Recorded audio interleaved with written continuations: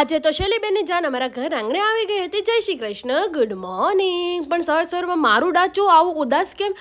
તો મારો નખ ઉખડી ગયો છે અંગૂઠાનો, ક્યાંક ભટકાણો ક્યાં ભટકાણો એને મને ખબર નથી. એટલે બધા અસ્ત્ર લઈને હું નખ ઉખાડવા માટે બેસી ગઈ ને ફાઇનલી મેં મારા અંગૂઠાને ટકલો કરી જ દીધો. પછી મારે 5-6 વાગે ઇસ્ત્રી કરવાની હતી મારી કુર્તીની, કેમ કે બહુ કરચલી થઈ ગઈ હતી. મારે જવાનું છે જાનમાં, એટલે મસ્ત રેડી થઈ ગઈ ને આખો મારો લુક છે તો મસ્તીની રેડી થઈ ગઈ અને પછી જવા માટે નીકળી ગઈ. એક્ટિવાને સેલ માર્યો અને રસ્તામાં અમને જાન પણ મળી ગઈ હતી ને અમે લોકો ફટાફટ લોકેશન ઉપર પહોંચી ગયા. જાન પહોંચીએ પહેલાં અમારે પહોંચવાનું હતું, કેમ કે અમે છોકરી સાઈડથી હતા.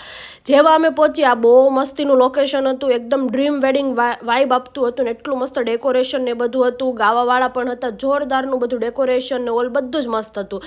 એમ સપનામાં જોયું ને કે આવા લગ્ન થશે, આવું બધું હશે, એવું જ હતું. અને અમે લોકો હતા છોકરી સાઈડથી, એટલે અમને લોકોને જમવા માટે ફટાફટ મોકલી દીધા. પહેલી લાઈન હતી સૂપની, સૂપ લઈ લીધું. સૂપનું નામ કાંઈ આવડે નહીં, યલો કલરનું સૂપ હતું, પણ બાજુવાળીના હાથમાં જે સૂપ હતું એનું નામ મને આવડતું હતું, બ્રોકોલી સૂપ. આ બીજી પ્લેટ લીધી, બીજી પ્લેટનું નામ પણ ન આવડે, પણ મહેકની ભાષામાં આ પ્લેટનું નામ હતું દહીંવાળા ભાત અને કાચું શાકભાજી. પણ એકચ્યુઅલીમાં આ નહોતું, આ મેક્સિકન ડીશ હતી. શું હતું એ નામ નથી આવડતું.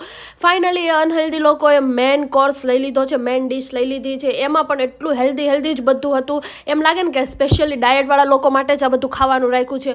અલગ અલગ બધા સલાડ, કાકડીનું, ટમેટાનું, બ્રોકોલીનું, અને સૌથી મસ્ત હતું ને તો આ પિઝા હતા, એકદમ હેલ્ધી. કયા બેઝ ઉપર બનાવેલા છે એ ખબર નહીં, પણ બહુ જ મસ્ત પિઝા હતા. એમાં મેંદાનું બિલકુલ યુઝ નહોતો, કે ખાખરા ટાઈપના પિઝા હતા પણ બહુ જ યમ્મી હતા. લાસ્ટમાં મેં ખાઈ લીધું, પણ લાસ્ટમાં આ લોકોએ શુગર આપીને બહુ જ મોટો કાંડ કરી નાખ્યો, કેમ કે શુગર ખાવાની નથી, પણ આ લોકોએ તોય બ્રાઉની અને આઈસ્ક્રીમ લઈ લીધું છે. મેં તો બહુ થોડુંક ખાધું હતું, કેમ કે મને બહુ ભાવ્યું નહીં. ફાઇનલી જાન આવી ગઈ હતી શૈલીબેનની, એટલે વરમાળા થઈ ગઈ હતી અને મસ્તીનું રામ સિયા વાળું સોંગ વાગતું હતું. અને પછી મને લાસ્ટમાં મળી ગયા હતા ચંદુ આંટી, કેમ કે આજે લાસ્ટ છે લગ્નનો ડે, એટલે હવે તો ચંદુ આંટી સોસાયટીમાં જ મળશે, બાકી તો નહીં મળે.